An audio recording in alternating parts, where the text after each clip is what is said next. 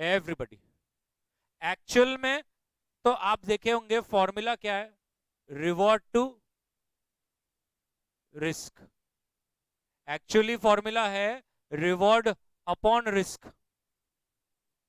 ऊपर रिवॉर्ड क्यों बोल रहे हैं, ऊपर रिवॉर्ड क्यों बोल रहे हैं, ये सो न्यूमरेटर में you are considering risk free rate से कितना ज्यादा, कितना एक्स्ट्रा मेरे को मिलता है, वो आपका रिवॉर्ड है। लेकिन आपको नहीं लगता वो एक्स्ट्रा के लिए आपको रिस्क लेना पड़ता है? वो रिस्क को हम कहां कंसिडर कर रहे हैं, डिनोमिनेटर में। अब आपको एक सच बात बताऊं, एक्चुअली फॉर्मूला ऐसा है कि नहीं? कितने लोगों को समझ में आया? Return of mutual fund minus return of risk free upon standard deviation of mutual fund minus standard deviation of risk free. But risk free security का स्टैंडर्ड डिविएशन हमेशा क्या रहेगा, जीरो। इसीलिए डिनोमिनेटर में कुछ नहीं है, मॉड्यूल में बताते ही नहीं। आप समझ रहे हैं, रिस्क फ्री सिक्योरिटी का रिस्क ही नहीं है, तो वो जीरो है, वो जीरो है इसलिए दिखता नहीं। बताइए, सबको समझ में आया? ऐसा है वो फंडा। मतलब वो न्यूमरेटर और डिनोमिनेटर में क्या कर रहे हैं, रिटर्न का डिफरेंस अपॉन रिस्क का डिफरेंस। व्हाट इज न्यूमरेटर में आप क्या लेते हो, what is the extra return that you are fetching out as compare to the risk free. Denominator में आप क्या लेते हो, what is the extra risk that you have to take, what is the extra risk that you have to take. But हमें मालूम है risk free security का risk क्या है, जीरो। इसलिए हम फॉर्मूला कैसा बन गया, वो return on mutual fund minus risk free return upon standard deviation of mutual fund. बात समझ में आ रही है? और ट्रेनर्स में क्या आ गया, return of mutual fund minus risk free upon beta of that particular mutual fund. ये आंसर आपको एक नंबर देगा, higher the number better it is. जितना नंबर हायर रहेगा उतना अच्छा रहेगा, ये आप लिख लेते हैं। Higher the Sharpe ratio better it is, higher the Treynor ratio better it is. Higher the ratio better it is, higher the ratio better it is। जितना ज्यादा ये रेशो उतना ज्यादा अच्छा, उतना ज्यादा अच्छा। Higher the ratio better it is. Clear? पक्का? फॉर्मूला समझ गया?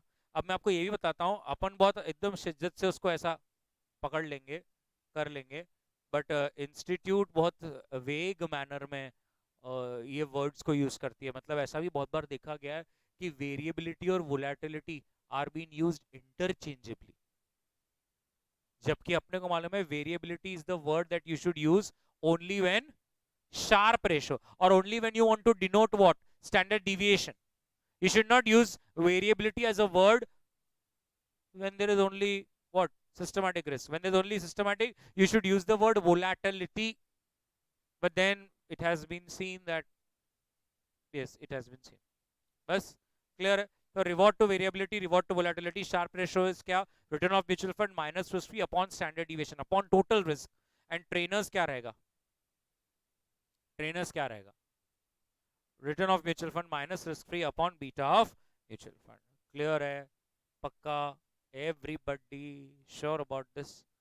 अब आपके मन में अगर ऐसा सवाल आ रहा है, मुझे तो मालूम है आपके मन में नहीं आता है कुछ भी, बट अगर आ रहा है तो आप बोलोगे सर फिर मैंने अभी, अच्छा चलो आपने तो सर मुझे दो फॉर्मूला सिखा दिया क्योंकि हमारे सिलेबस में दो है, बट शार्प अच्छा के ट्रेनर्स वो भी तो बताओ कि शार्प अच्छा है कि ट्रेनर्स। तो have you heard about sectoral mutual funds, sectoral mutual funds? नहीं, सेक्टोरल, अच्छा आपको ये तो मालूम है ना म्यूचुअल फंड्स के बहुत अलग अलग प्रकार के स्कीम होते हैं, राइट? जैसे एक स्कीम होता है mid cap and small cap, तो वो सिर्फ मिड कैप और स्मॉल कैप कंपनीज में डालेंगे। एक ऐसी स्कीम होती है टॉप 100, मतलब क्या कि मार्केट कैप्स के डिसेंडिंग ऑर्डर में जो पहले टॉप 100 कंपनीज होगी हम उसमें इन्वेस्ट करेंगे। सबका अलग अलग ऐसा, ब्लू चिप कंपनीज, ये ऐसा सबका अलग अलग स्कीम होता है। तो एक स्कीम है sectoral mutual fund. Sectoral mutual fund मतलब क्या, ऐसा म्यूचुअल फंड जो किसी एक सेक्टर में ही पैसा लगाता है। खास करके ये मार्केट में कौन सा चलता है, एग्जाम्पल दे रहा हूं, HDFC banking and insurance mutual fund, ICICI banking and insurance mutual fund, मतलब ये म्यूचुअल फंड में आप पैसा डालोगे तो वो कह रहे हैं हम सिर्फ आपके पैसों से बैंक और इंश्योरेंस कंपनी के ही शेयर्स लेंगे, इसके अलावा एक शेयर नहीं लेने वाले। तो अगर आप बैंकिंग सेक्टर पे बहुत ज्यादा पॉजिटिव हो, बहुत ज्यादा कॉन्फिडेंट हो, बहुत ज्यादा आपको लगता है अरे बैंकिंग सेक्टर तो फोड़ देगा, तो then you should specifically go for sectoral funds. But आप समझते हैं कि सेक्टोरल फंड्स में एक चीज मिसिंग है, क्या? डाइवर्सिफिकेशन। डाइवर्सिफिकेशन मिसिंग है। डाइवर्सिफिकेशन का मतलब क्या? कि आपका बैंकिंग के रिलेटेड कुछ भी न्यूज आया तो जितने भी शेयर्स उस पर्टिकुलर म्यूचुअल फंड के पोर्टफोलियो में रहेंगे सब एक साथ नीचे जाने वाले हैं। और अगर कोई अच्छा भी न्यूज आया तो सब के सब एक साथ ऊपर भागेंगे। वी नीड डाइवर्सिफिकेशन, कि कुछ ऐसी न्यूज आए तो चार ऊपर भागे चार नीचे भागे, तो अपन थोड़ा नॉर्मल सेटल्ड हो, स्टेबल हो, बहुत ज्यादा नीचे भी नहीं जाए बहुत ज्यादा ऊपर भी नहीं जाए। सेक्टोरल फंड्स में ये मिसिंग है। सेक्टोरल फंड्स में कहना इसे सेक्टोरल न्यूज अफेक्ट कर सकती है, जिसके अंदर मतलब अनसिस्टमैटिक रिस्क भी घुसेगा। ऐसे समय पे you should use sharp ratio. But if you have a 4-5 options in front of you which are properly diversified, which are not sector specific, and you know कि इसमें तो सिर्फ systematic risk जैसा ही है, you can use trainers ratio. Clear है? पक्का? Everybody? तो sharp ratio, trainers ratio दोनों के हिसाब से भी अपने को रैंकिंग करने का है, उस पर सम करने का है। फॉर्मूला सबको क्लियर है क्या सर? डाउट? ओके, चलिए, come to question number come to question number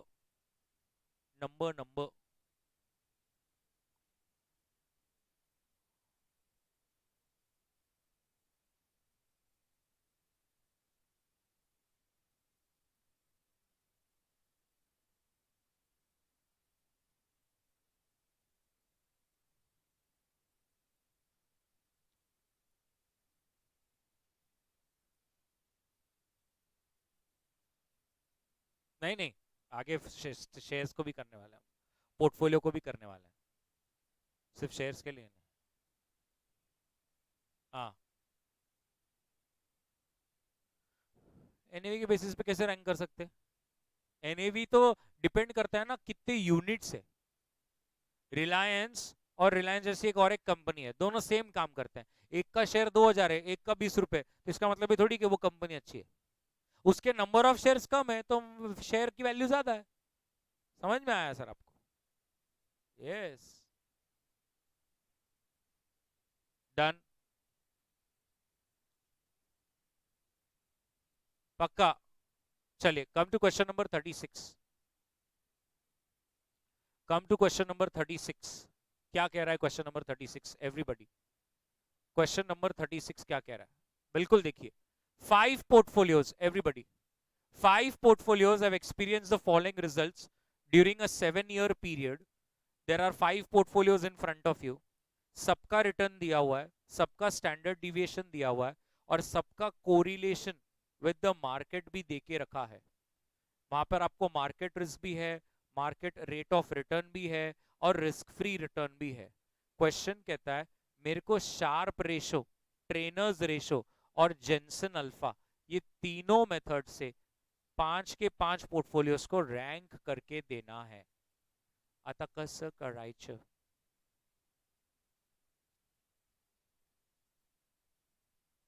इसमें से एक चीज हमने पहले भी सीखी है, कौन सी?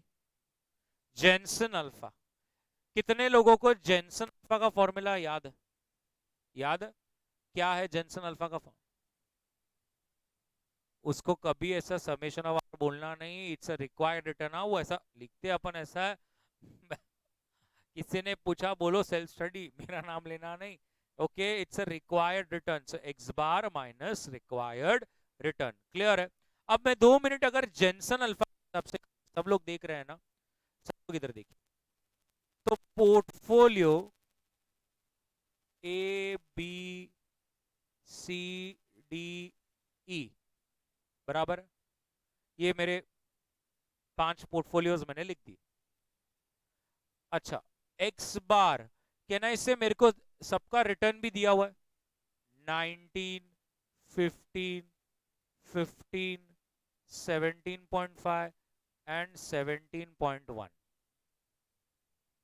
यस और नो? रिटर्न भी दिया, मैं ऊपर से कॉपी किया। अब मेरे को क्या निकालना है? Required return. रिक्वायर्ड रिटर्न क्या है? R F plus beta into R M minus R F. Yes और नो? तो अगर मैं अब इसका निकालने जाऊं, what is R F? Question में आर एफ दिया है क्या? किधर? ना। प्लस इसका बीटा किधर है? अभी अपने पास बीटा तो है ही नहीं, कैसे निकालेंगे? तो बीटा निकालने का एक फॉर्मूला है। अब मैं आपको फॉर्मूला बता देता हूं। बीटा का फॉर्मूला है R into standard deviation of portfolio upon standard deviation of market. क्या बोला मैंने? R into standard deviation of portfolio upon standard deviation of market. तो अब 2 मिनट, अगर ये फॉर्मूला आपने अपनी बुक में लिखा है, 2 मिनट हम यहां पर हम सबका बीटा निकाल सकते हैं क्या? जैसे ए का निकालना है, ए का आर कितना है? 0.840 into what is the standard deviation of A? 2.5 upon what is the standard deviation of market? 1.2। बताइए कितना आ रहा है? बीटा ऑफ ए 1.75। देखिए सबका आ रहा है क्या? 1.75। सबको समझ में आया? आर, आर क्या है? कोरिलेशन कोएफिशिएंट, जो लास्ट टेबल में लिखा है 0.84 into standard deviation of A, portfolio A. Standard deviation of portfolio A क्या है? 2.5। दिख रहा है sir? Upon standard deviation of market 1.2। तो आपका आ रहा है 1.75। ऐसा ही मेरे को बी का बोलते क्या? 0.9। सी का? डी का? 1.25। और ई का? सॉरी, एक बार करके देखो सब लोग, क्या सबके यही 5 बीटा आ रहे हैं क्या? चेक करो, क्या सबका यही 5 बीटा आ रहा है? पक्का सबके यही 5 बीटा आ रहे हैं? एक बार अपने कैलसी पे आप भी करके देखें। तो अभी अगर मेरे को यहां पर रिक्वायर्ड रिटर्न निकालना है, आर एफ तो लिख दिया मैंने, अब मेरा बीटा कितना है? 1.75। What is R M? बरोबर बी की बात करेंगे। बार बार the only one thing that changes is beta, rest everything remains the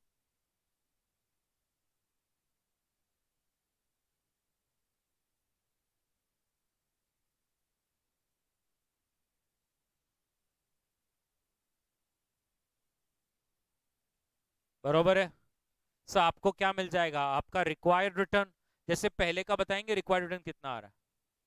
17.75।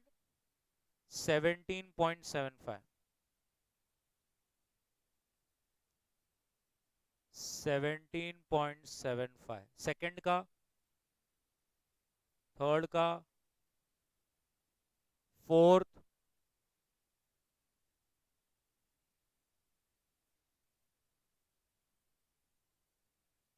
और ई। तो कहना है इससे अब मेरे को मेरा जेनसन अल्फा मिल जाएगा, which is what? X bar minus required return. तो यहां पर क्या आएगा? 1.25, यहां पर 1.5, यहां पर 2.75, यहां पर 2.25, यहां पर 3.6। Now I can rank them. किसका जेनसन अल्फा सबसे अच्छा है? उसके बाद बराबर 5 4 2 3 1। क्लियर है? आया सबका रैंकिंग? यस और नो? ये कौन सा था? Jensen alpha. क्लियर हुआ सबको जेंसन अल्फा? अब अगर मेरे को यही सेम चीज, साफ नहीं रे बाबा, Sharpe ratio and Treynor's ratio से करना है, सो पोर्टफोलियो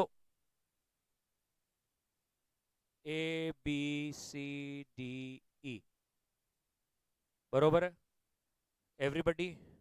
तो ये आपका शार्प रेशो का तीनों पहले पोर्टफोलियो लग गया। उसके बाद अब मेरे को बताओ, क्या हमारे लिए शार्प रेशो कैलकुलेट करना इजी हो गया? बताइए।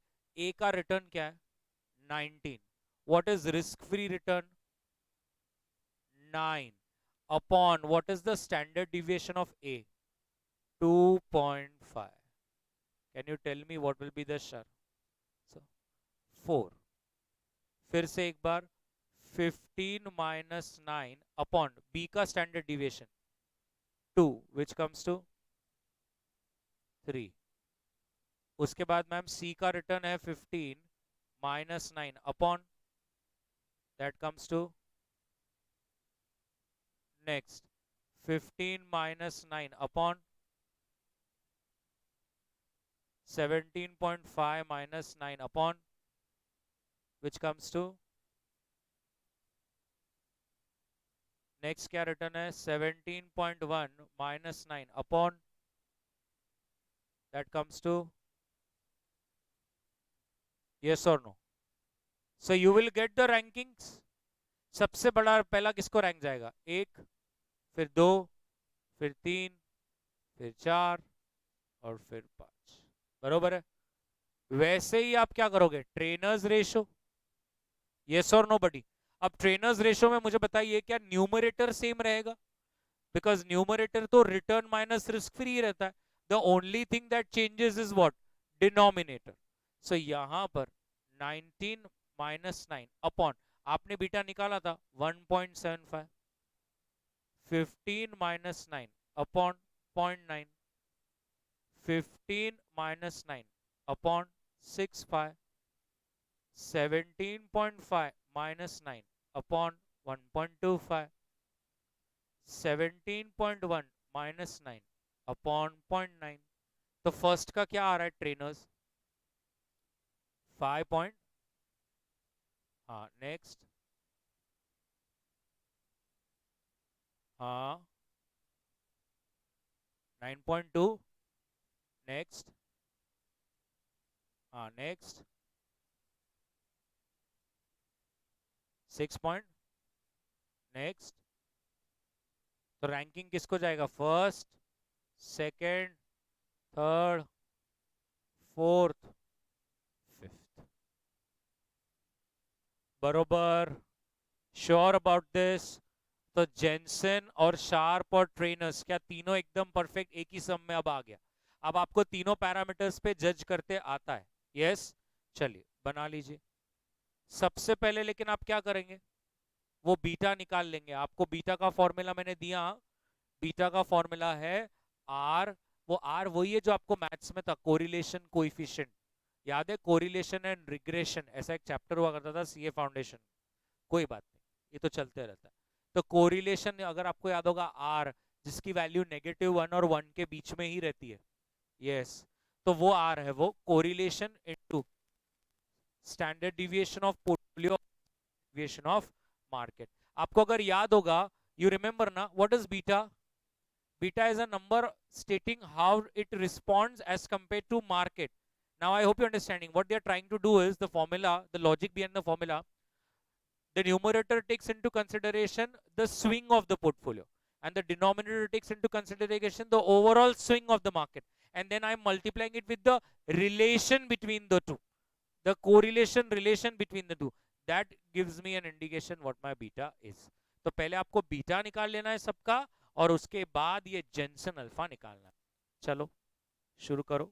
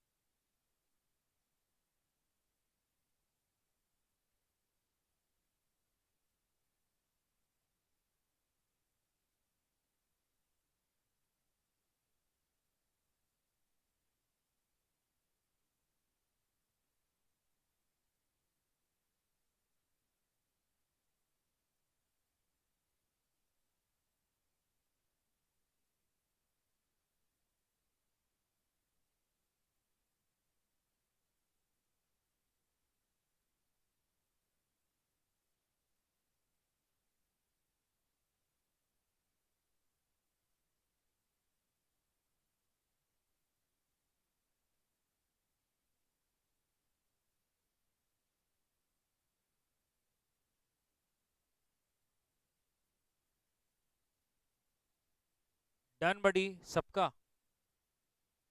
Okay,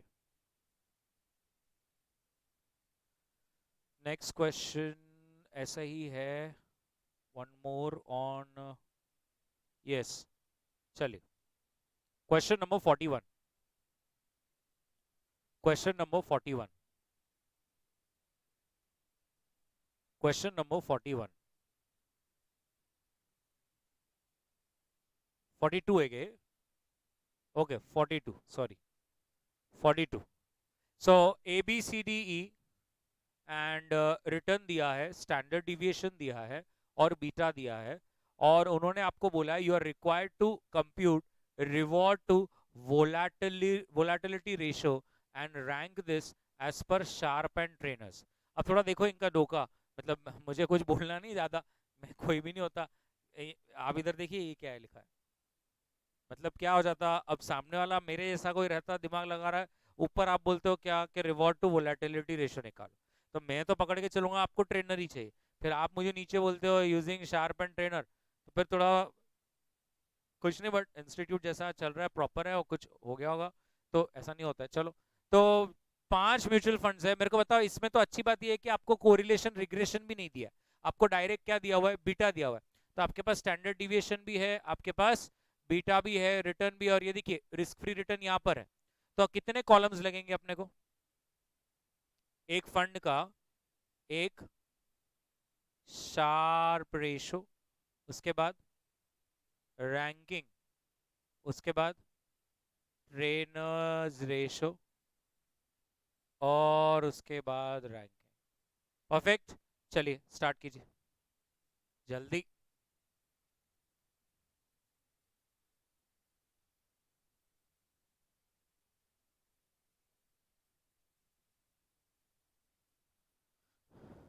not more than 3 minutes, जल्दी, वेटिंग फॉर योर आंसर्स।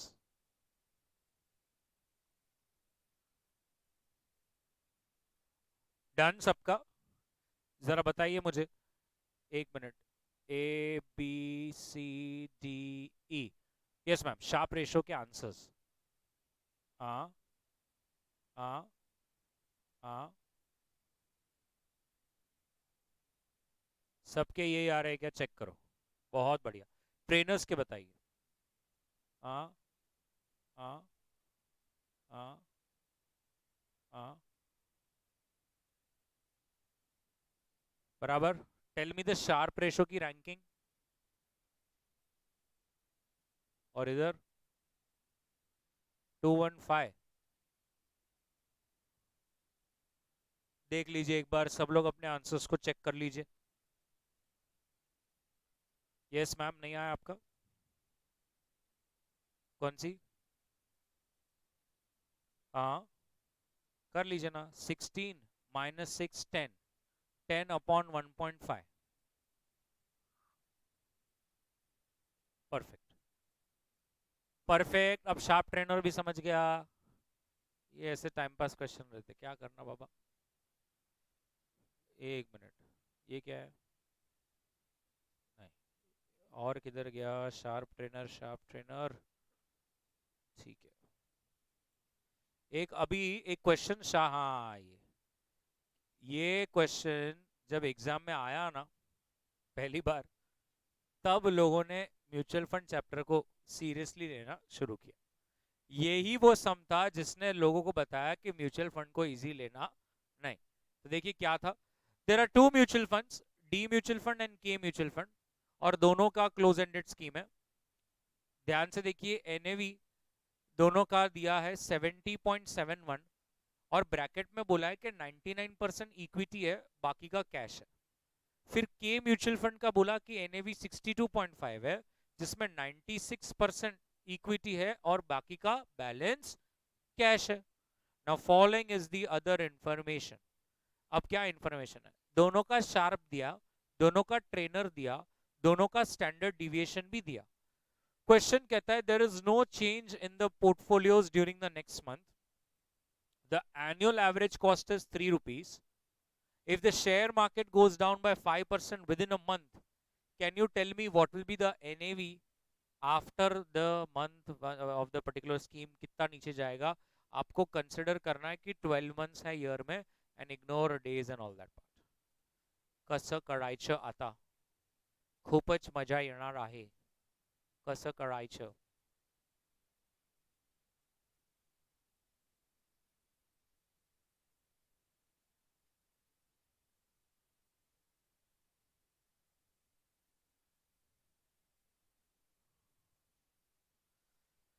तो सबसे पहले मैं आपको क्या क्या बोलता हूँ ये देखिए. पहली बात तो इन्होंने हर बार क्या बोला, ये देखो, ऐसा ऐसा, है ना, ऐसा हर तरफ बोला, 1 महीने बाद, 1 महीने बाद, 1 महीने बाद, बस एक ही बार उन्होंने ये ऐसा बोल दिया. बताइए सही है कि नहीं. तो अगर एनुअल एवरेज कॉस्ट 3 रुपीज है, तो कैन आई से monthly cost will be 3 divide by 12 months, 0.25. बताइए पहले ये क्लियर हो रहा है क्या सबको, कि अगर 3 रुपया हर यूनिट का एनुअल कॉस्ट है, तो मंथली कॉस्ट 25 पैसा. 3 रुपीज डिवाइड बाय 12 मंथ्स, 25 पैसा ही आ रहा है ना, 25 पैसा. ये क्लियर है क्या, पक्का. अब पूरा सम में ही करेगा, आप एकदम आराम से देखिए. सबसे पहले we will make 2 columns. Mutual funds का नाम है D mutual fund and K mutual fund. सही है. आपको दोनों का एनएवी दे के रखा है. क्या एनएवी दिया है, 70.71 और 62.5. सही है. और उसमें वो भी बोला कि इसमें कितना इक्विटी कंपोनेंट है और कितना कैश कंपोनेंट है. तो जरा 2 मिनट डी की बात करते हैं. डी का 99% इक्विटी रिप्रेजेंट करता है. तो 70.71 का 99%, बरोबर. और 70.71 का 1%,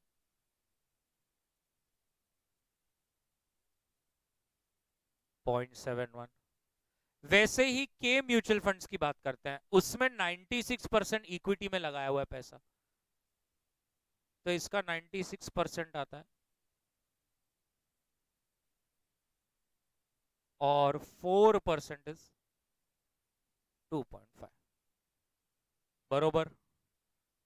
बराबर है सर. मैंने एनएवी को क्या कर दिया, इक्विटी और कैश कंपोनेंट में तोड़ दिया.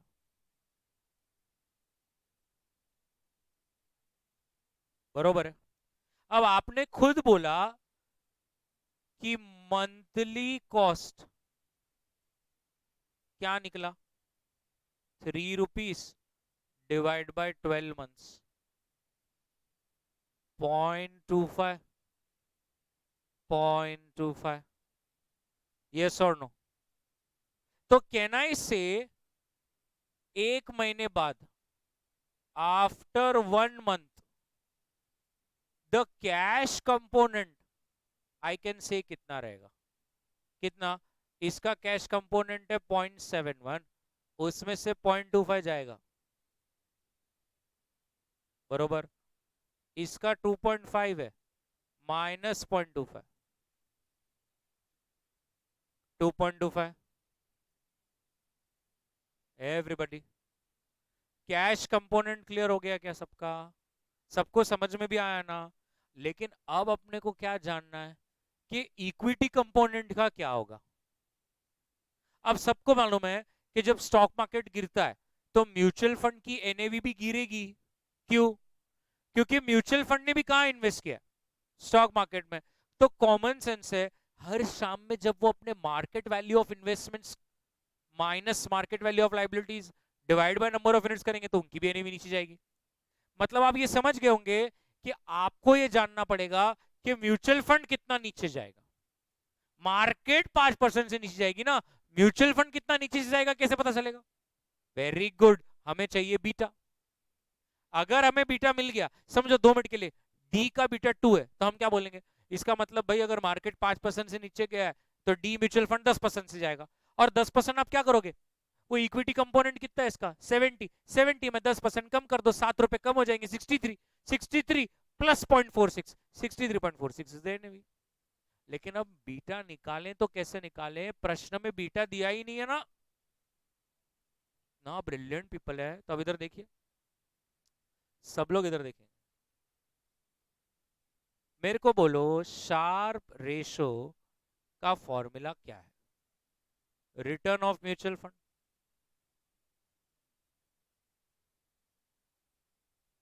बरोबर, यही फॉर्मूला है।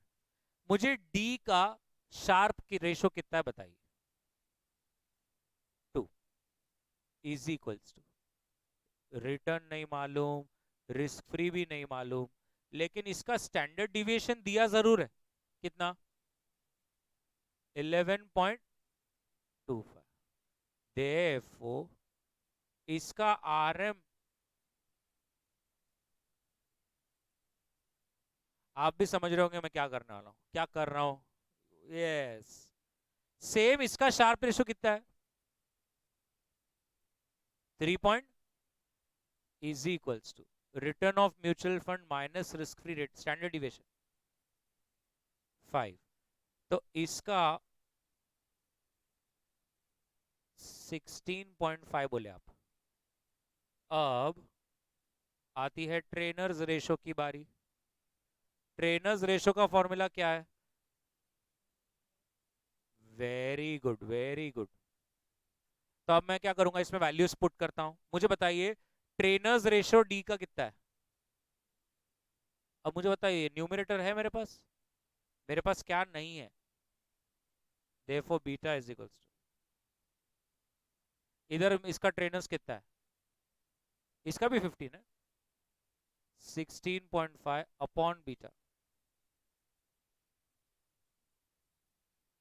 अब बताइए अगर बीटा मिल गया तो क्या मैं ऐसा लिख सकता हूं, if market goes down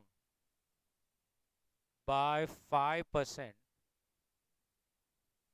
mutual fund will decrease by 5% into 1.5, 7.5%, and 5% into 1.1, 5.5%। बोलो दिल से बराबर है कि नहीं। अब आपको ये पता चल गया कि वो कितने से नीचे जाएगा, तो क्या मैं अब ये बोल सकता हूं, revised equity component after 1 month will be, अपना इधर इक्विटी कंपोनेंट कितना था 70, 7.5% से गिरेगा, मतलब कहना है इसे 70 का सिर्फ 92.5%, विच कम्स टू 0.75। और अपना जो इक्विटी कंपोनेंट है यहाँ पर 60 है, उसका 94.5%, 50 ऐसा। तो क्या मैं ये बोल दूं, इधर देखिए, 1 महीने बाद मेरे को कैश कंपोनेंट पता चल गया, और 1 महीने बाद मेरा इक्विटी कंपोनेंट मेरे को पता चल गया, इसका मतलब मेरा नया एनएवी रहेगा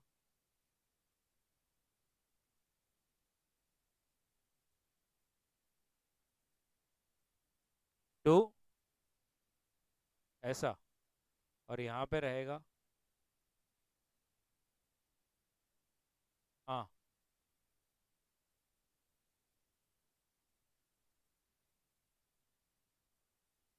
क्लियर एवरीबॉडी, एकदम टकाटक अच्छी तरह से, चलो बना लो।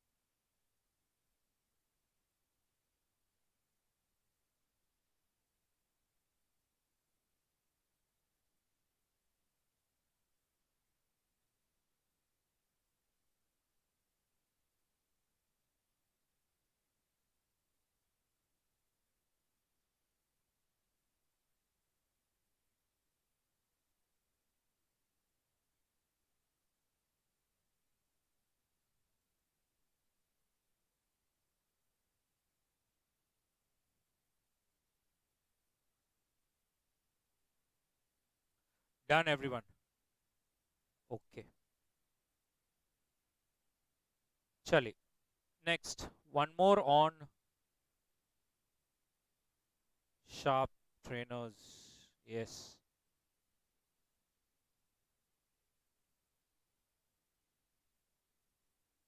गया, मिलता ही नहीं।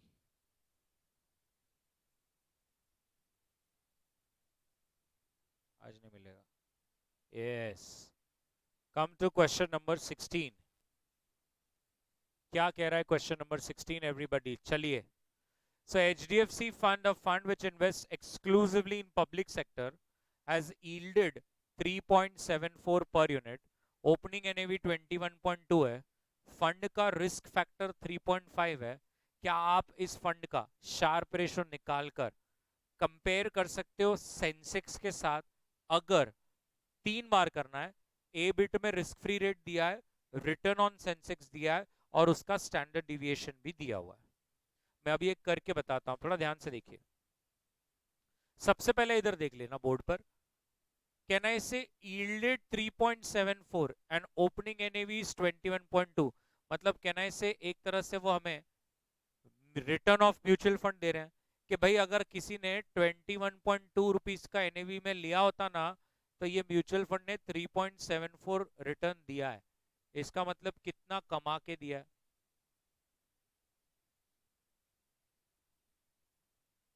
0.64। ये तो समझ में आया सबको कि म्यूचुअल फंड ने कितना कमा के दिया, 17.64। कैसे किया वो भी बता दिया।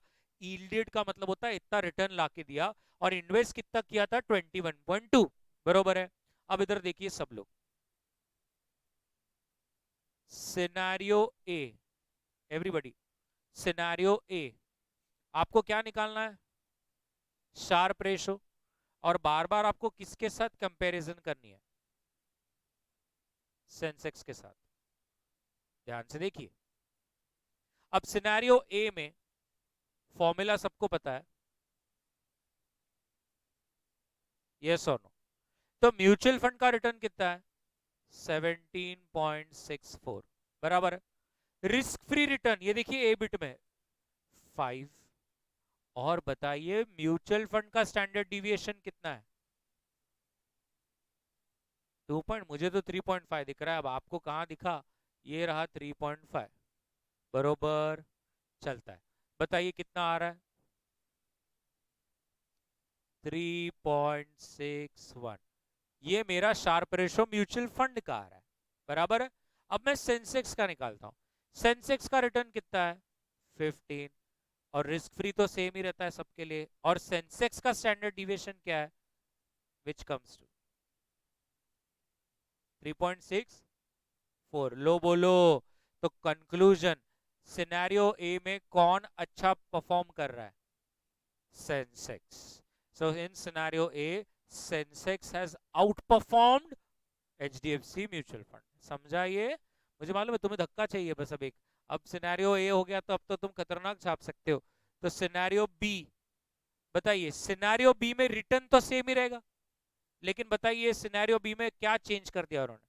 Risk free. ये तो स्टैंडर्ड डिविएशन सेम ही रहेगा, बताइए, बराबर। अब मैं सेंसेक्स की बात करता हूं, यहां पर सेंसेक्स का रिटर्न कितना है? 17। रिस्क फ्री क्या लिया है? 4। और स्टैंडर्ड डिविएशन 3, 4.33। लो और एक तमाचा। तो फिर से Sensex has out performed mutual. आपको समझता है आउट परफॉर्म्ड का मतलब? हाँ, मतलब म्यूचुअल फंड के मुकाबले सेंसेक्स ने अच्छा परफॉर्मेंस दिया। बहुत बढ़िया। अब एक बार आखिरी बारी मुझे भी करना है। तो यहाँ पर 7/3.5, बताइए 3.04। अच्छा, और यहाँ पर return 18, risk free 7, standard deviation 4। और ये एक बार म्यूचुअल फंड जीता है। Mutual fund has out performed Sensex. तो आपको बाजू में कंक्लूजन ऐसे 3 बार लिखना है। क्या लिखना है? Sensex has out perform mutual fund, Sensex has out perform mutual fund, mutual fund has out perform Sensex. चलो, बहुत बढ़िया, वेरी क्यूट, कर लीजिए।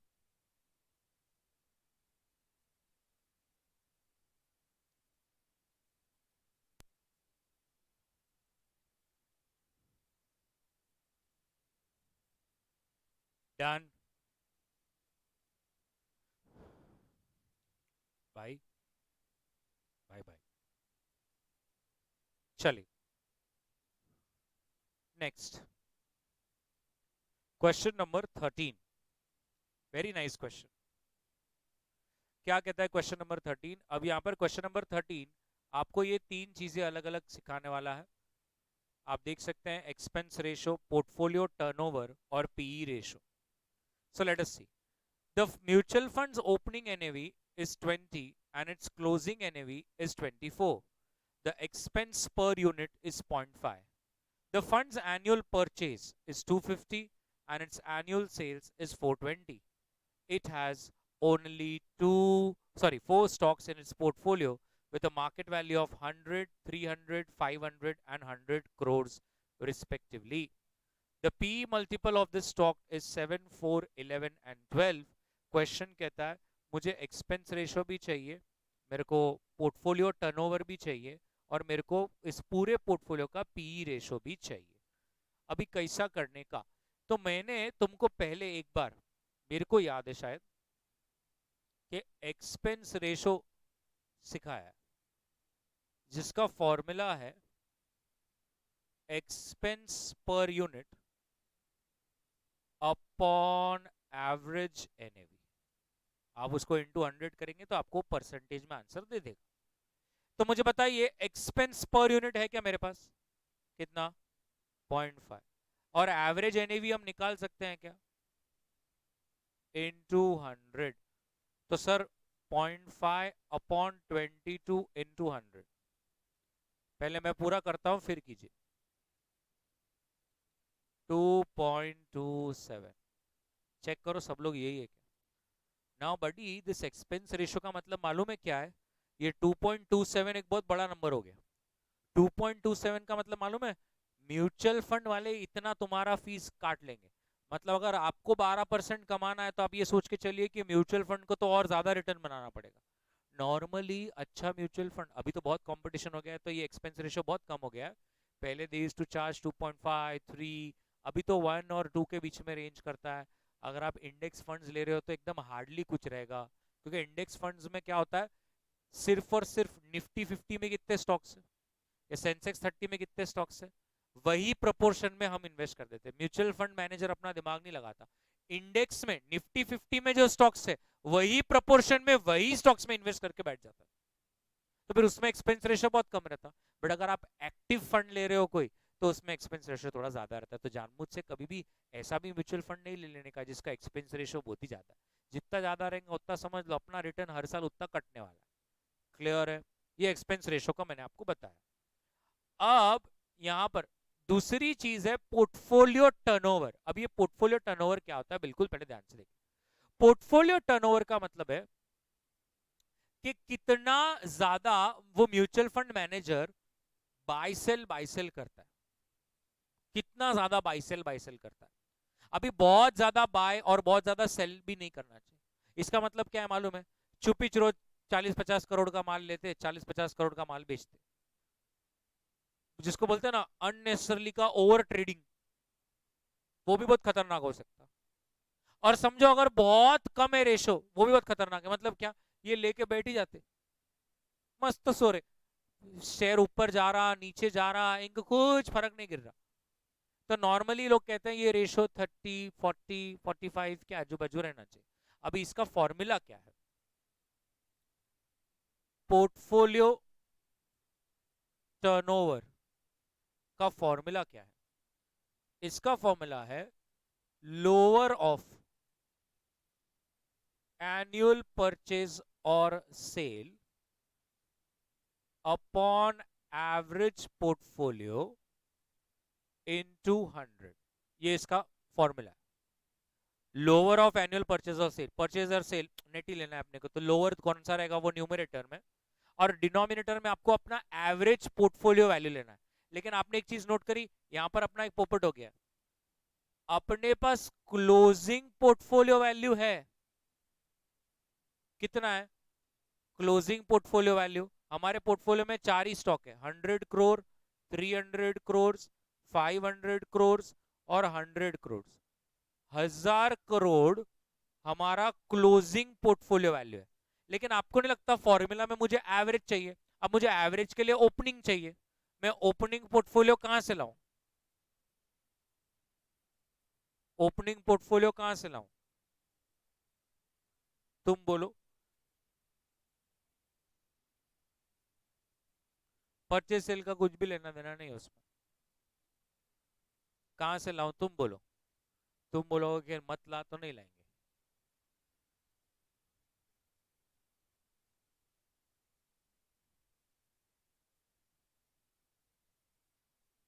सो कैन आई से बडी, क्वेश्चन में तेरे को ओपनिंग एनएवी और क्लोजिंग एनएवी दिया हुआ है, और तेरे पास क्लोजिंग पोर्टफोलियो है, तो अब तुम समझ गए होंगे ओपनिंग पोर्टफोलियो वैल्यू कैसे निकली जाएगी। तो जब क्लोजिंग एनएवी 24 थी, तो मेरे पोर्टफोलियो का वैल्यू 1,000 करोड़ था। तो अगर ओपनिंग एनएवी वैल्यू 20 है, तो मेरे पोर्टफोलियो की वैल्यू कितनी? 833 करोड़। 833.33 करोड़। सही है। Therefore, can I say average portfolio value अब निकाला जा सकता है, which is opening plus closing divide by 2. So 833.33 plus 1000 upon 2, ऐसा। ये आपको क्या मिला? Denominator, average portfolio. सही है ना सर?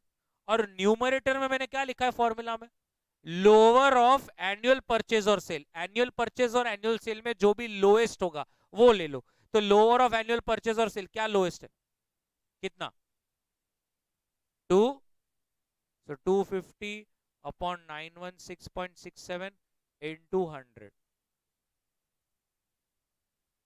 27.27।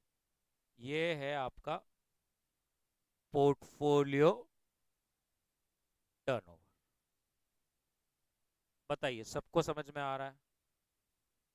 एवरीबडी, सच्ची सबको समझ में आ रहा है? This is your portfolio turnover. Yes और नो? बोलो बडी। सी बिट क्या पूछता है आपको? सी बिट, सी बिट पूछता है what is PE ratio. What is PE ratio? अब पीई रेशो निकालना है। हमेशा याद रखना, PE ratio is always a weighted average number.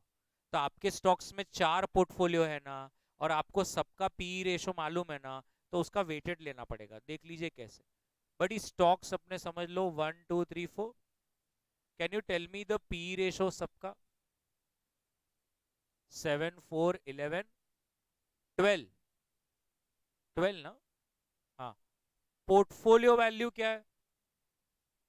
100, 300, 500, 100। That is like 1,000 crores. Now we can get the weights: 0.1, 0.3, 0.5, 0.1। Yes or no? So यहाँ पर मैं निकाल लेगा weighted PE ratio. Now what is the weighted PE ratio? 0.7, 1.2, 5.5, 1.2. So what is the P ratio of the portfolio? 8.6। बरोबर?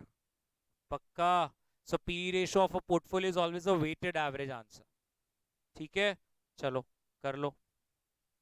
तीनों का तीनों is on the screen: expense ratio, portfolio turnover and P ratio। और सबका अपना अपना फॉर्मूला है। इसका फॉर्मूला ये है, इसका फॉर्मूला ये है, और इसका है वेटेड एवरेज पी। परफेक्ट। चलिए बना लीजिए।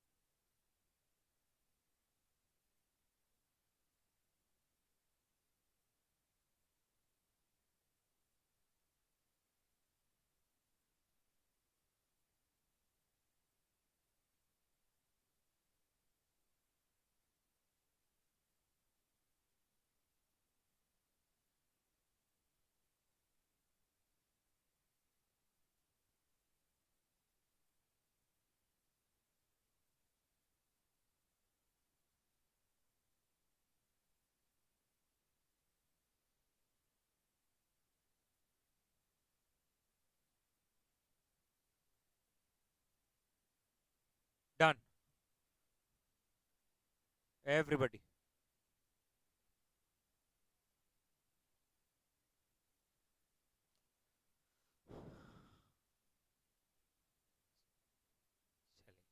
दादा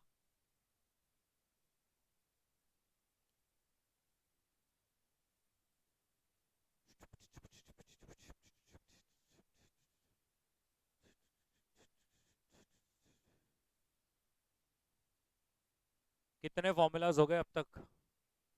कुछ है ट्रैक, कुछ फॉर्मूला बुक है ठिकाने पे? क्योंकि क्या है, ये भी 3 फॉर्मूला आ गए, अभी फॉर्मूलाज आते जा रहे हैं, तुम बाद में तकलीफ ना देगे मेरे को। आए मैम लिख रहे हैं आप सब, इट्स नाइस। घर पे जाके रोज एक आधा घंटा दे ही देना। मैम बहुत पढ़ते बताते नहीं। नहीं मैम। Done everybody. चलिए, अब एक ऐसा क्वेश्चन जो बहुत प्यारा क्वेश्चन है, एक और एक फॉर्मूला देता हूं आपको बस।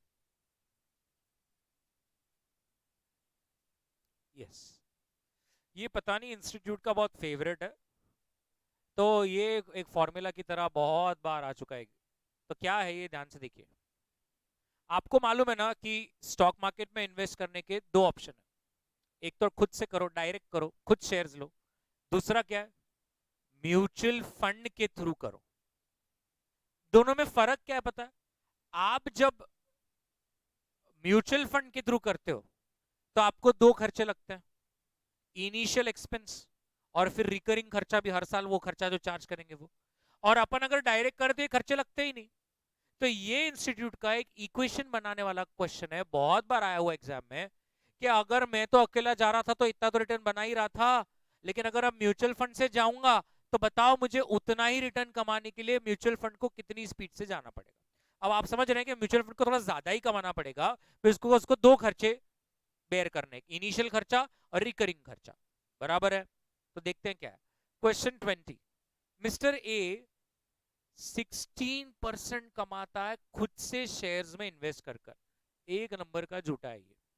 लेकिन अब ये बोल रहा है कि मैं म्यूचुअल फंड में जाने के लिए तैयार हूं, लेकिन इसमें इनिशियल खर्चा 5.5 है और फिर रिकरिंग खर्चा 1.5 है। तो म्यूचुअल फंड ने क्या रिटर्न देना कि वो मेरे 16% को एक तरह से कंपेंसेट कर सके? यस और नो? पक्का? तो इसमें आप कैसे करते हैं, ध्यान से देखिए। Let investing in shares directly be R1, return of one, first way, first option.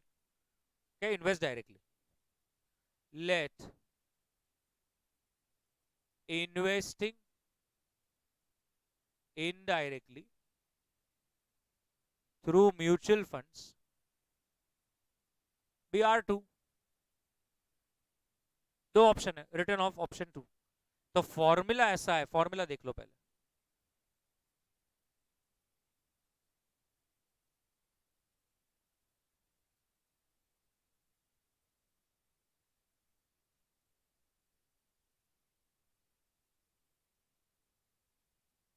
This is the formula.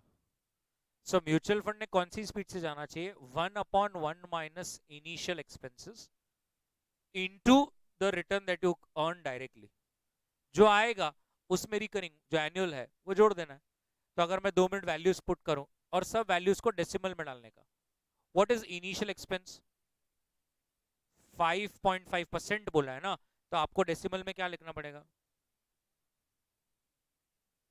Into वो खुद कितना कमा लेता है, 16।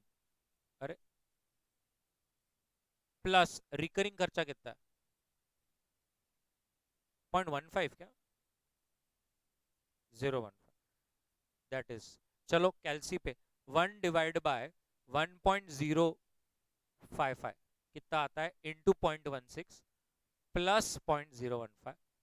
एक बार जब सारा आंसर आ जाए तो उसको इंटू 100 कर देना।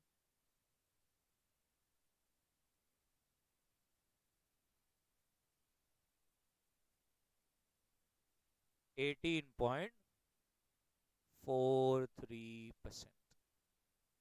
इतना कमाना पड़ेगा म्यूचुअल फंड को। मैं आपके साथ हूं, मैं आपके साथ फिर से एक बार करूंगा, मेरे साथ कीजिए अगर आपका कैल्शियम में दिक्कत है तो। 1/, अब वो 1 - 0.055 है, मतलब वो क्या हो जाएगा 0.945, बराबर है ना। तो 1/0.945 और तुरंत इजिकल टू बटन दबा दीजिए। दबाया आपने इजिकल टू, इंटू 0.16, फिर से इजिकल टू बटन दबा दीजिए। दबा दिया आपने, फिर कीजिए +0.015, फिर से इजिकल टू दबा दीजिए, और अब आप इंटू 100 कीजिए, आपका आंसर आएगा ही आएगा। आ रहा है? वो इजिकल टू एक बार भी अपन ने छोड़ दिया तो फिर वो बोर्ड मास रूल जो है वो उनको टेंशन आ जाता है, वो बोले क्या चल रहा है, बरोबर है। इतना रिटर्न कमाना पड़ेगा, श्योर अबाउट दिस। और अगर इसको किसी का पीछे लॉजिक समझना है तो मैं वो भी, मतलब मुझे तो मालूम है आपको नहीं समझना बट जबरन मैं अगर समझाने की कोशिश कर दूं तो वो 1/1 - इनिशियल एक्सपेंस मतलब क्या कर रहे हैं मालूम है। इधर देखो, अगर समझो इनिशियल एक्सपेंस 6% होता तो मैं इनडायरेक्टली क्या कर रहा हूँ, तुम 16% कमा रहे हो ना, लेकिन 6% तो इनिशियल खर्चा है, तो कट के पैसा तो सिर्फ 94 ही इन्वेस्ट होगा ना, तो वो 0.94 चल रहा है ऐसा। 16% कमाना है, लेकिन मेरा तो इन्वेस्ट हर 100 रुपया करूंगा तो 6 रुपया तो वैसे भी कट जाएगा, मतलब मेरे 94 रुपीज को वो 16% भगाना है। तो वो 16 पॉइंट डिवाइडेड बाय 0.94 कितना होता है, एक बार कर दीजिए ना, मुझे अच्छा भी लगेगा। 17.02 का इंटू 94% कर दो, मैं 17.02 -6% कर दो,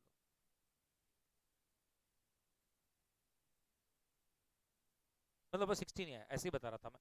ऐसा मतलब कि ये 94 पे तो 100 पे कितना, और फिर अपन उसमें क्या कर रहे हैं, रिकवरिंग जो भी है वो तो हर साल है ना, वो तो अपने वैल्यू पे नहीं है ना, वो तो प्लस आपने उतना जोड़ दिया, उतना कमा के दीजिए, बराबर। चलिए बना लीजिए ये फॉर्मूला के साथ।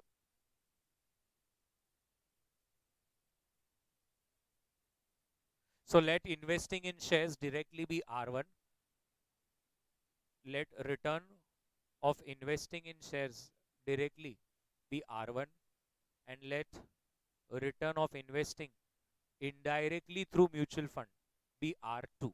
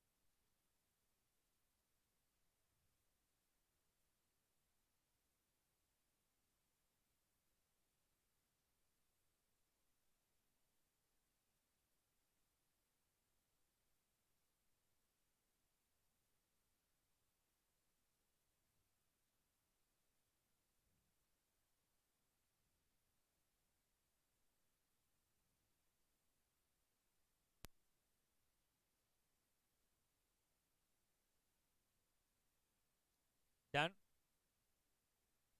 सबने लिख लिया अच्छी तरह से।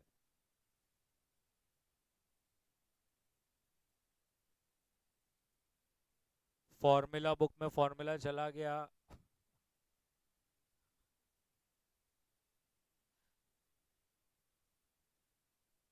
मैम बोल रहे मैं कब घर जाऊंगी, ऐसा कुछ नहीं, टायर्ड।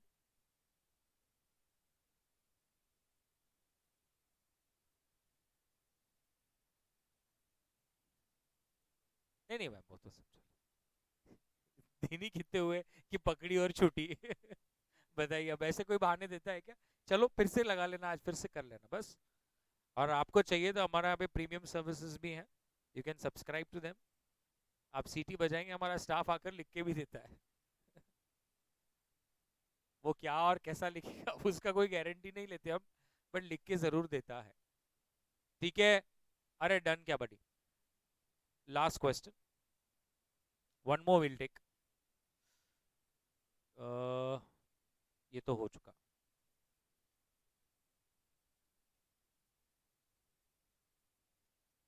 यस। ना ना ना, एक और एक क्वेश्चन था, किधर गया? यस, क्वेश्चन नंबर 42 या 41 आपका होगा, 43 होगा, I don't know. Mister Y, Mister Y, so Mister Y ने इन्वेस्ट किया है म्यूचुअल फंड में। अमाउंट ऑफ इन्वेस्टमेंट आप देख सकते हो, और जब इन्वेस्ट किया था ना तब की एनएवी भी दे के रखी है, डिविडेंड कितना मिला वो भी बोला है, और एनएवी आज क्लोजिंग वाली वो भी दे के रखा है। उन्होंने आपको ये तक बोल दिया है कि मेरा इफेक्टिव यील्ड परसेंटेज भी निकाल के रखा है, और अगर एक साल में 365 डेज हैं तो मिस्टर वाई बहुत ही केयरलेस है, उसके कुछ डॉक्यूमेंट्स मिसिंग हो गए, तो उसको ये समझ रहा ही नहीं कि उसने ओरिजिनल कब इन्वेस्ट किया था, तो वो आपको पूछ रहा है करके देते क्या। अब मुझे तो पता है आपका नेचर कि आप मदद नहीं करते, आप लिख देंगे कि तू तेरा ढूंढ घुमा है, तू ढूंढ, बट ये सम है तो हमें सॉल्व तो करना पड़ेगा। अब मुझे बताइए, सबसे पहला क्वेश्चन आराम से, कुछ इतना है नहीं टफ है, बट मैं उसको इजी कर रहा हूं। तो इस सबसे पहले उन्होंने आपको ए बिट में क्या पूछा है कि इसके पास कितने यूनिट्स थे, इतना ही पूछ रहा है वो। मुझे बताइए, हमारे पास है कि हमने कितना इन्वेस्ट किया था, और हमारे पास एनएवी एट परचेज भी है, तो क्या हम नंबर ऑफ यूनिट्स नहीं दे सकते उसको? दे सकते हैं, चलिए लिखेंगे, calculation of number of units in each scheme. So mutual fund x की अगर हम बात करें तो 2 lakhs अपॉन 10.3,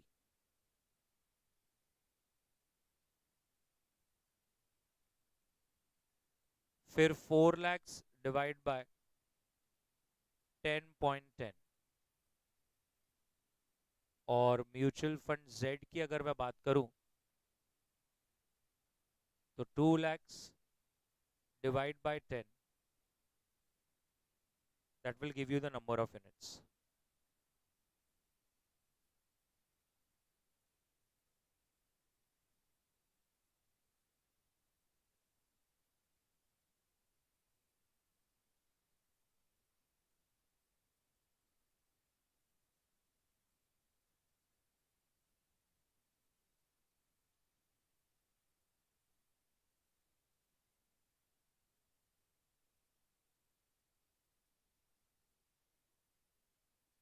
बराबर है, नंबर ऑफ यूनिट्स तो हम निकाल के दे ही सकते हैं। मैम बोलेंगे एक्स के कितने? 48, दैट्स इट। अच्छा, और अपने को 4 4 डेढ़ तक जाना था, बट ठीक है अभी। 48 के आगे 476,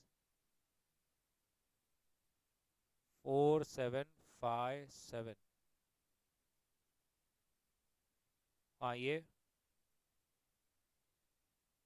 हाँ 9, और ये ऑब्वियसली बरोबर, this is the number of units.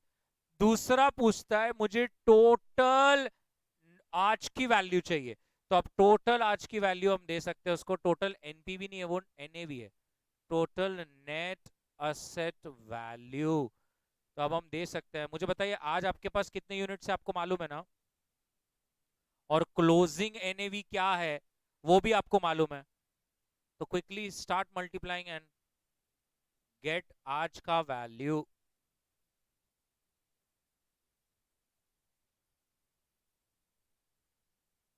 Into 10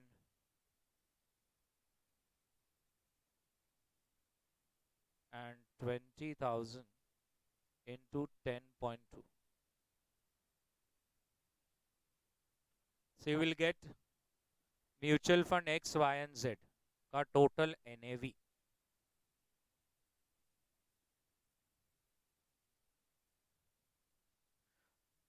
x का बताइए?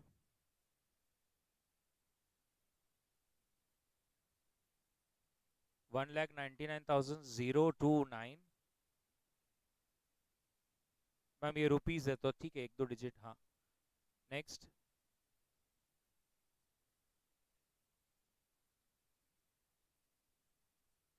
Next,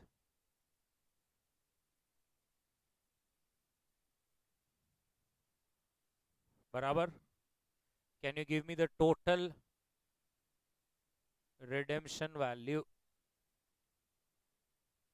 yes ma'am.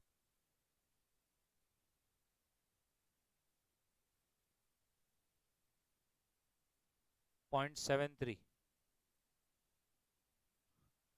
चलिए बी बिट भी बोर्ड पर आ चुका है कि total redemption value, total net asset value, yes और नो,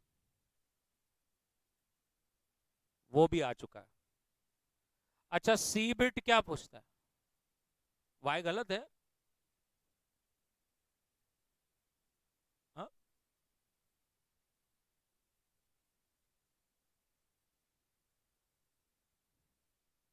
बराबर है ना?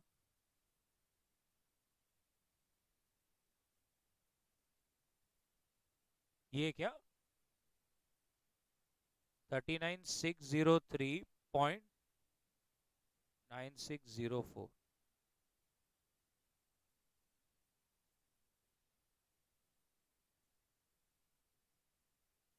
बोल रहे भी नहीं तुम तो। और ये नीचे की टोटल सही है क्या? बट वो तो बोली टोटल सही है। मेरे को अब भरोसा ही उठ गया है तुमसे। फिर से करो।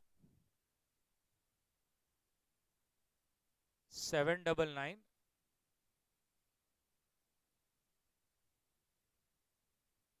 क्या बात है, म्यूचुअल फंड वाई का अलग आ रहा, फिर भी इनका टोटल सही आ रहा। ये, हाँ नहीं नहीं नहीं, तुम्हारी तो बात अलग ही सही होती है। डन।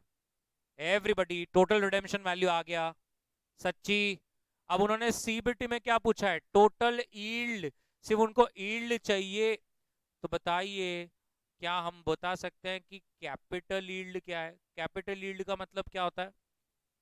कि आपने कैपिटल अप्रिसिएशन कितना कमाया।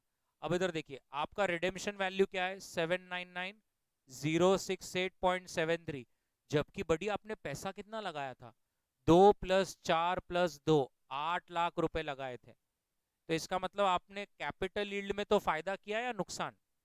नुकसान कितना? यहां पर नुकसान हुआ है। और दूसरा होता है डिविडेंड यील्ड। डिविडेंड में अच्छा खासा कमाया है आपने। कितना डिविडेंड मिला है? 6,000 और 5,000।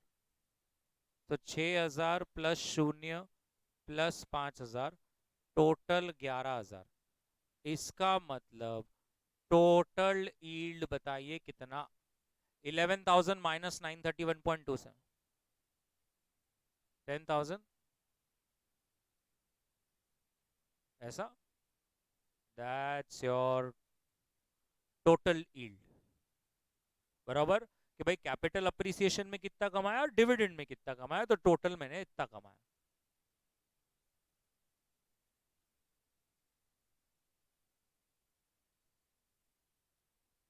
बोलो बराबर है?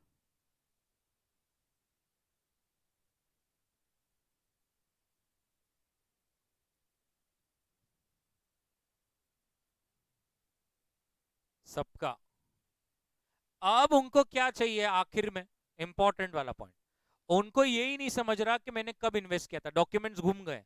तो उनको डेज चाहिए। अब आप इधर देख लीजिए एक बार। आप सबको याद है एनुअलाइज यील्ड का फॉर्मूला क्या था? कोई बात नहीं, रिडेम्पशन अमाउंट, हाँ हाँ, minus investment amount upon investment amount plus dividend वगैरह कुछ आया होगा, into 100 into 365 divide by number of days, क्योंकि यहाँ पे डेज का सब चल रहा है।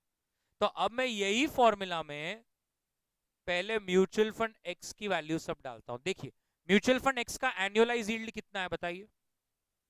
म्यूचुअल फंड एक्स का एनुअलाइज यील्ड नहीं बोलने का है, ठीक है, मैं ही कर लेता। 9.66। अच्छा, रिडेम्पशन अमाउंट इसका कितना है? 199,029, 199 029.13 आपने बी बिट में ही किया था। Investment amount 2 lakhs upon 2 lakhs। Sir dividend कितना मिला है? 6,000 है। Into 100 into 365 divide by N, वही एन तो ढूंढना है। चलो बताओ कितना आ रहा है एन।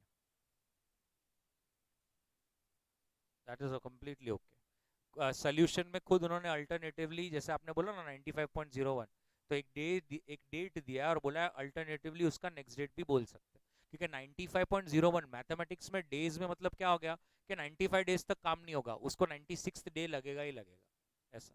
बट पहले सब लोग बताइए सच में एन 95 डेज आ रहा है क्या? आ रहा है 95 डेज। तो एक मिनट, आपने म्यूचुअल फंड एक्स में कब इन्वेस्ट किया था वो तो नहीं मालूम है, लेकिन आज 31 मार्च 2018 है। अब 31 मार्च 2018 से 95 डेज पीछे जाइए, तो अपने कैलसी पर पहले 95 ले लो। ले लिया सबने 95। अब मार्च के 31 चले गए, लेस कर दो। फेब्रुवरी के 28 चले गए, लेस कर दो। अभी कितने बचे कैलसी पे?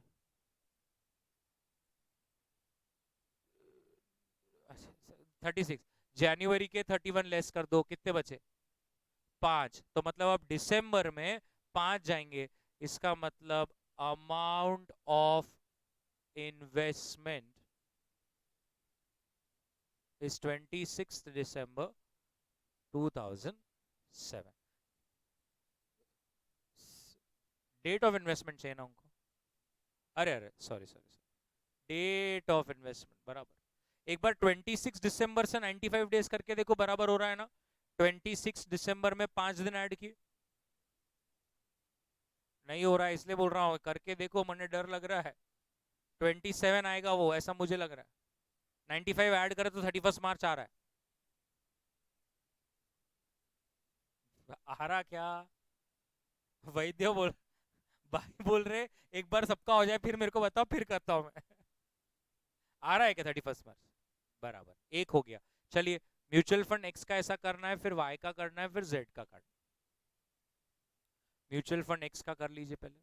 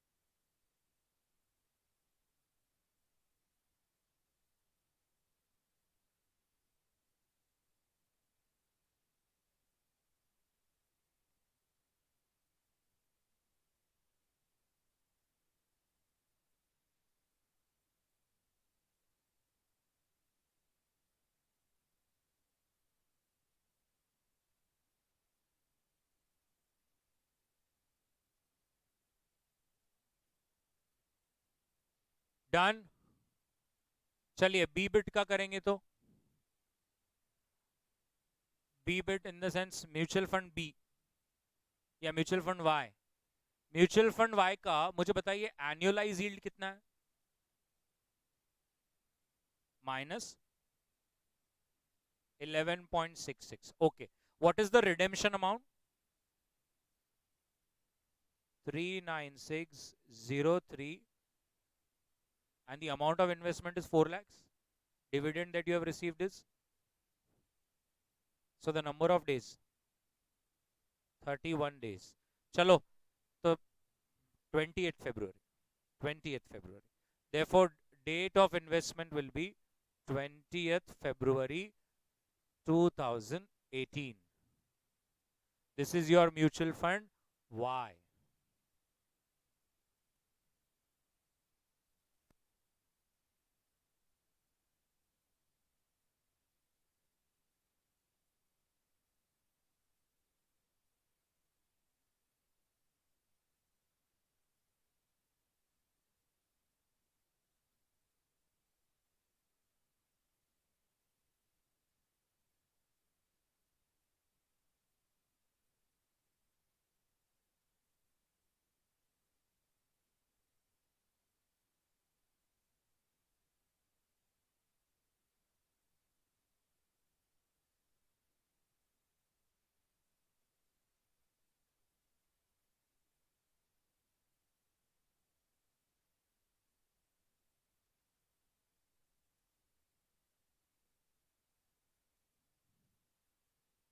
Done. चलिए, म्यूचुअल फंड जेड,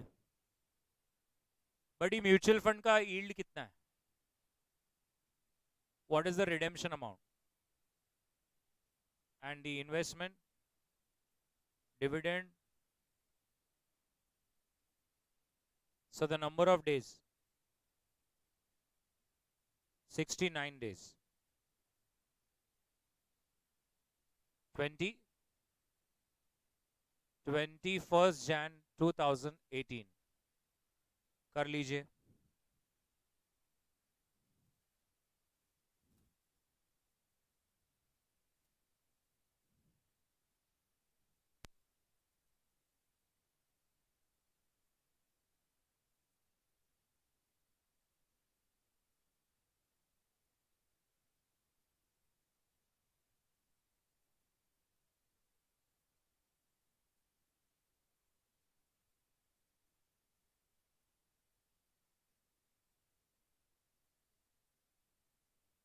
डन